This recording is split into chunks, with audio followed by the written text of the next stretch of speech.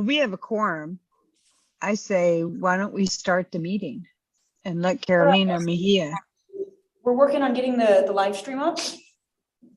Just a second, we will be ready to go. You're still my favorite hybrid. And then we'll record here.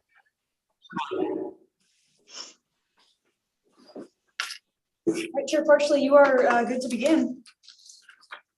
I'd like to call to order the April 4th Joint Animal Service Commission meeting. I would like to note that right now we have a quorum with Councilmember Gavi and Councilmember Kunkel from Lacey and Tumwater respectively are present. Carolina Mejia, is she known? Did we get an excuse or is she on her way? I have not heard from Commissioner Mejia. Okay, it may be, I've heard that all over town there's been power outages, so it may be if she was planning on zooming in that may not happen right away. So I propose we go forward. And oh, Carolina, there you are. Yes, she is. Hi, we were just starting. Thank you. Once again, is it okay if we are informal and use first names, or would you prefer full name titles? Okay, alrighty then. So we have a new staff member who is representing the Animal Services, Andrew Toledo. Did I get your last name correct? Yes. Awesome.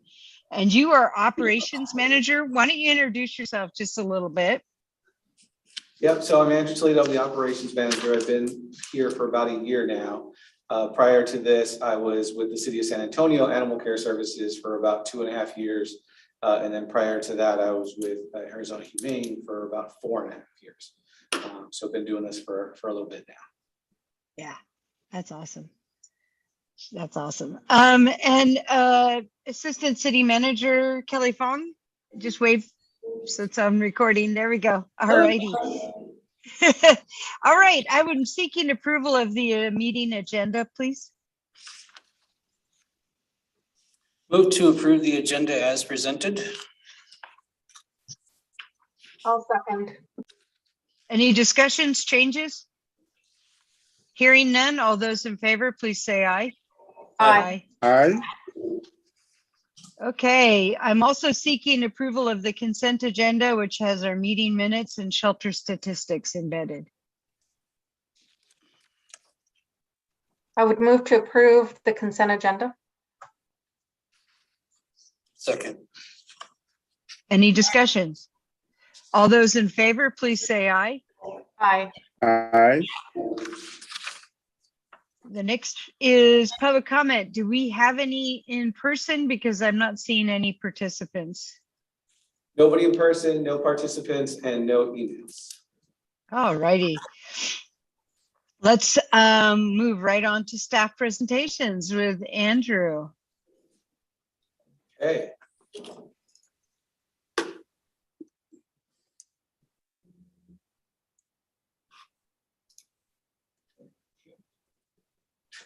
Is that last month's slide? Possibly. The next one's right. Yeah. All right. So since the pandemic started, we have been doing everything by appointment. So the doors have been locked. Everybody has to make an appointment for every service that animal care does. Now that all the pandemic restrictions have been lifted, we will be transitioning to a more normal way of doing business. Now, there are still a few services that will be by appointment only, and that's basically animal intake and spay-neuter vouchers. But outside of that, everything will go back to the traditional first come, first serve. So in order to help us handle the flow of people coming through and make it a smooth transition, we are going to be using a wait list. And specifically, we're going to be using Waitwhile, which is an online wait list. So essentially, this is kind of what the staff will see. What it does is allow us to add everybody to it, show what services they want to come in for, how long they've been waiting, and communicate to them when it's their time to be served. So very similar to like if you go into a restaurant and they give you the little square that vibrates when it's your turn, kind of the same thing. They'll get a text message to their cell phone telling them to come to the front to the front desk for services. So as you can see kind of right here, John Smith, he is with the party of one. He's here for dog adoptions and licensing. He currently hasn't been waited on. And then over here in this corner, you will see the bell, which we can ring to notify him to come to the front desk. Now, once we've kind of worked out all the kinks of the wait list, which we'll be rolling out tomorrow, we will start a customer kiosk so they can actually sign themselves up for the wait list when they enter the building.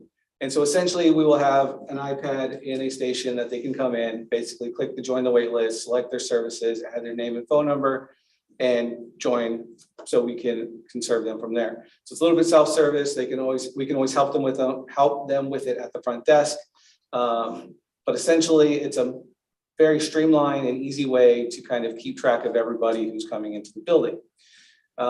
So some days of the week, this is going to be a very quick and easy process in terms of there won't be much of a wait, but when we have those higher volumes, like on Saturdays, when we could easily have 10 to 15 people in the building, just make sure that we're helping them in a nice, orderly fashion.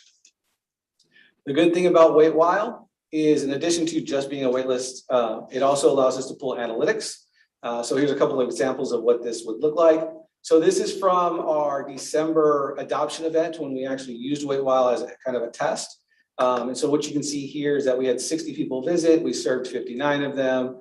The average wait time before they were served was about 13 minutes. And then the average time to actually service them was 20 minutes with a total time of 34. The next thing here, and this is really ideal for me because it helps us determine if we need to change business hours. And so this shows you exactly how many people are coming at different times of the day. And so a lot of different analytics that we can do from Wait While. So the whole idea is to get to like I said, a normal business as usual practice, utilizing this wait list so that we can help everybody in kind of an easy fashion. Questions about that? No. All right. So now we are on to the director's report. Can I just say, Andrew, I Yes. love that. That actually, that makes me really proud of the animal services. That's fantastic. So I stole the idea from the city of San Antonio, so I'm gonna give them credit, because we rolled this out there when the pandemic started. And we use it in different areas. I use it in my clinic for our foster appointments. So when fosters were coming to bring their animals. And so I've used this program before, and it's really easy to use. And it's very low cost. So it just made sense for us going into kind of this new phase. So, all righty. So I am happy to announce that the sewer project is completed. So they've completed the piping in the building and they've completed all the flooring. We will be submitting a budget amendment for consideration. Now, this was approved last year, but because of sending this out to bid and actually getting the work done, the work happened this year. So we would have to do another budget amendment for this year. Just a little bit to add on to that, as Andrew was saying, we did come to this body for approval for a budget amendment last year, and we went out to bid and we didn't have anybody provide any proposals for that service, which is why it took a little bit longer than what we anticipated. And so that's why it took us into 2022 to get this work done. And so we'll need to come back to the body for a budget amendment for 2022 rather than 2021. Yes. So volunteers. So we put volunteering on hold during the pandemic because our building doesn't allow for social distancing. What that did allow us to do, though, was revamp our orientation as well as how you sign up to be a foster. And so those new programs are rolling out. Now with the pandemic, basically all the restrictions lifting, we are starting volunteering all over again in the way. So we're recruiting, we are welcoming old volunteers back. And so we're really trying to push to get more volunteers back into the building. And we're starting some new programs. So with Wait While, we are revamping different positions like the front lobby greeter to kind of help with that.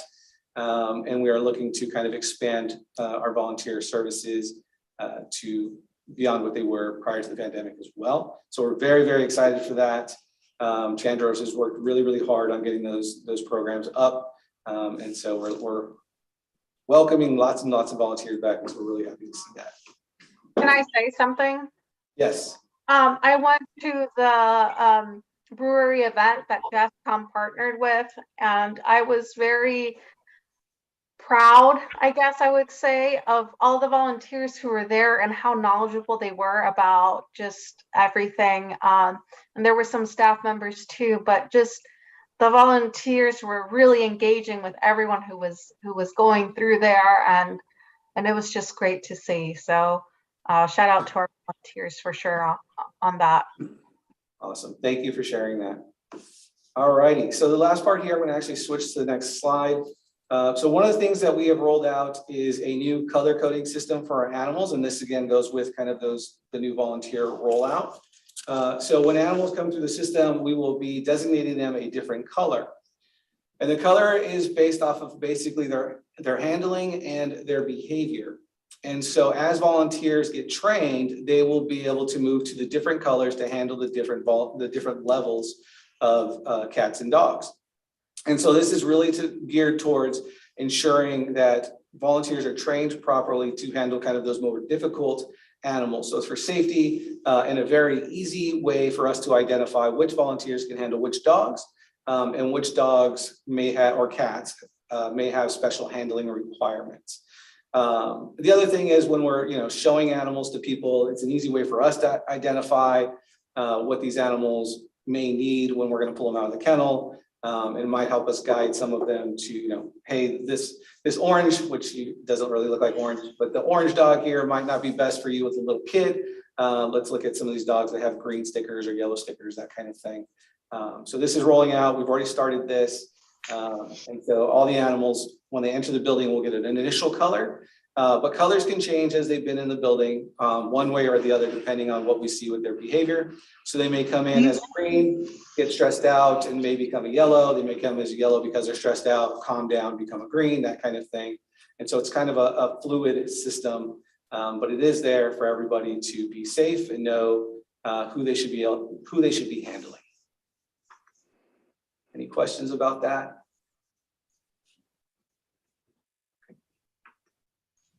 That's fantastic as a veterinarian to make sure that you get the right people handling the right animals. That's also awesome. Yes. Yeah, we're very, very excited for that. So the other piece here, we did start the recruitment for a veterinarian and a nonprofit. We submitted the letters out there, and they have, so I believe it's April 25th. To respond, and then we will review those letters and then make a recommendation to JASCOM, I believe, in June.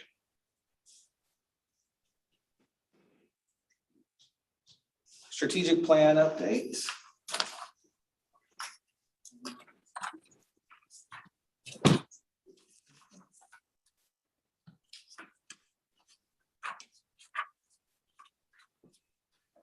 So for the first goal, which was really geared around the facility, we have met with the City of Lacey's consultants about our facility. One of the things that they will be helping with is helping us to determine, one, is it worth the cost of renovation, or is it worth trying to look at maybe building a new building somewhere else, that kind of thing. And so we're continuing to work with them, and we're excited to kind of see what they come back with. We've met with them twice so far to answer a bunch of questions that they had to kind of help them gear their recommendations towards us. For goal 2, actually is a little bit of a different update here. So we actually have gotten all the final bids in and have selected a vendor for that. So I will be submitting the PO this week for the big bulk of surgery items. And so I'm hoping that we will actually be able to place the order probably in the next week or two once Sarah's come back, approve the PO, and then it's processed through finance. When all those items will come will be determined based off of back orders and things like that, because we are still seeing some supply chain issues. And so we may have some items that might take 2, 3, or 4 months to get in, but we are going to be making that order here relatively soon. For goal 3, we have set up a contract for services with Language Line. Once that has all been approved, we will be able to have translation services via the phone. So we should be able to basically handle anybody who is non-English speaker better than we currently do, because we don't have that service. And so I'm really looking forward to this and helping the community and those that may need that assistance. Sarah has some upcoming presentations, April 13th, Thurston County Board of County Commissioners, and April 19th, Olympia City Council. And then for events, so the Top Rung event, so we did get $347 in donations, and then Top Rung donated $618 as part of the 20% for the day, and we had 2 dogs that were adopted. So very nice event. I'm hoping that they'll invite us back out a couple times this summer when it's really nice. And then Sarah went to Thurston County MSLA, and then thank you for helping set that up. She said it was a great MLSA. Sorry. Sorry, it's not your fault. We've corrected it a couple of times. But thank you for setting that up. No worries. And then happy tales for you guys. A deaf dog that has found a wonderful home and is fitting in really, really nicely, and we're just ecstatic to have him. So can I interject? Sarah Hawk did a wonderful job for her presentation that Tuesday, well received by our club, and I'd like to have her come back maybe later this year. So we're all trying to get back to normalcy with, the end of this shutdown.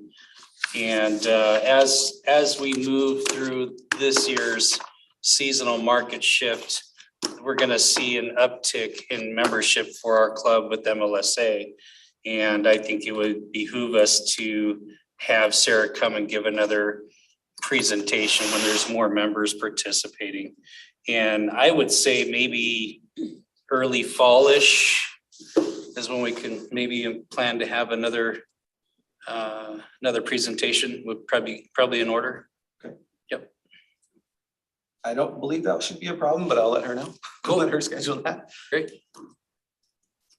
Wow, that's great. Having her back, that's excellent. How long did she speak for, Ed? We typically give our speakers about 20 minutes with the floor, and then time for questions. We had a lot of curious questions after her presentation. And it That's was excellent. well received. Excellent. Thank you for that invite. And Carolina, thank you for going to the event. I didn't realize it was actually at a brewery. Had I known that, I might have tried to rework my schedule. So you should definitely try to get the Top Rung to do that again, Andrew, personally. Yeah, I've already, I've thanked them. I've already put it out there like, hey, we would love to be invited back. I will reach back out to them. The guys down there are really great.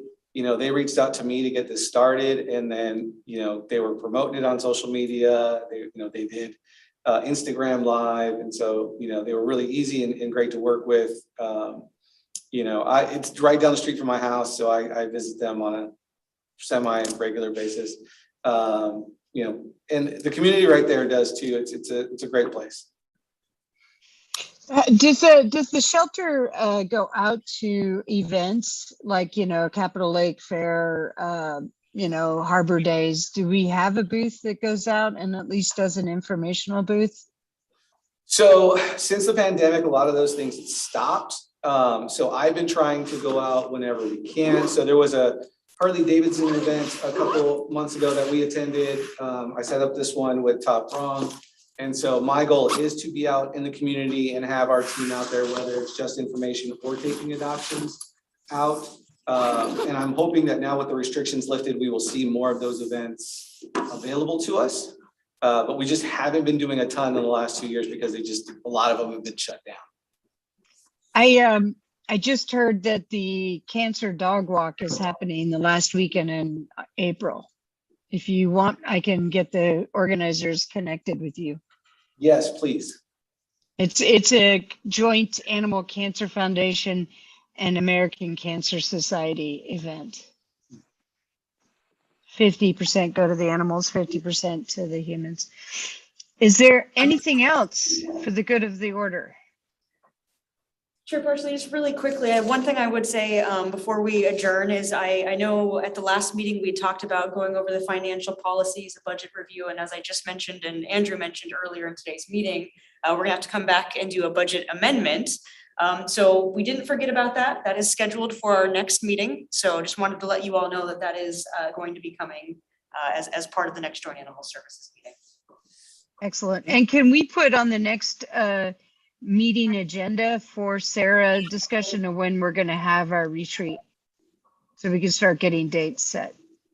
Yep. Yes, Carolina. Make sure that gets on there. Yes, I have kind of the order. I had met with Auditor Hall in regards to licensing, and I know Sarah had met with her, and if possible for the next meeting, I kind of would like to have a rundown on that. And Auditor Hall met with Sarah, and it was in regards to licensing, and she was interested in maybe taking all of that on. And so Sarah had spoken, having kind of like a one-stop, one place to for people to get that. And since she does all of the license plates and everything, she thought, her office would be happy to assist with that. And I know Sarah was going to look into kind of the licensing for the software if staff would need extra, software licenses for that program. So just an update on that conversation would be great. And what the next steps are, if there are any. That's fantastic, Carolina. Did you set that up, or was that just after your conversations with Mary?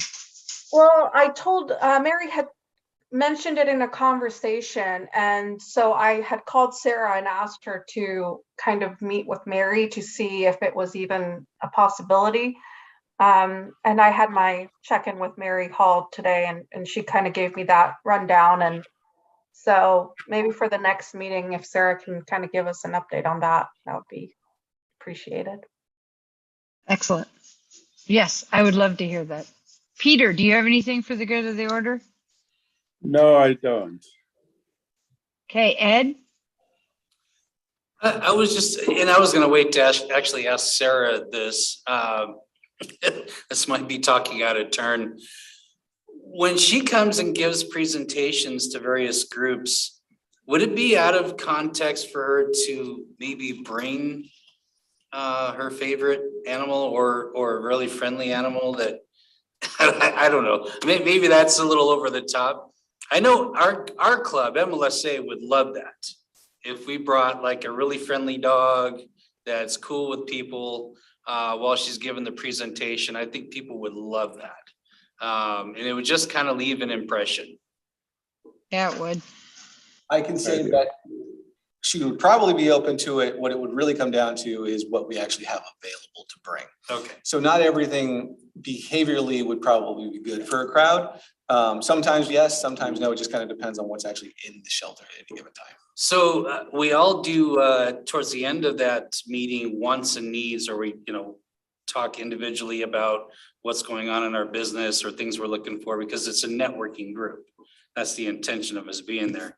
And pretty much everybody in the room had to dovetail a story about a pet they have or that they once had after that presentation. It resonated really well with the group.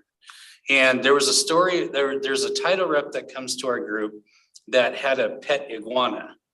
And this was years ago. And every time she would come home from work, this pet iguana would charge the cage and hit its beak on the glass. So much so that he was starting to get, sores, and it was starting to be concerning. The vet told her that it's a rare condition where the iguana is literally attached to its owner, where it's, in love with the owner. That's what apparently the vet told her. So she had to give the iguana away. And I told her, that is the best love story I've ever heard. Unconditional love, that's what they bring. Love. That iguana is willing to wreck his face for the one he loves. That is That's Anyway. awesome. I think it'd be kind of fun to, like have a really friendly, sweet dog come and join the crowd or, something like that. Something to tug on the heartstrings, That's awesome. yeah. That's totally awesome. Thank you, Ed. It sounds pretty successful. And then make sure you let us know if Top Rung ever does that again, Andrew. Thank you, everybody. Unless there's something else, I'm going to adjourn the April 4th Joint Animal Service Commission meeting. Good night. Good night. Good night. All right, thank you. Bye.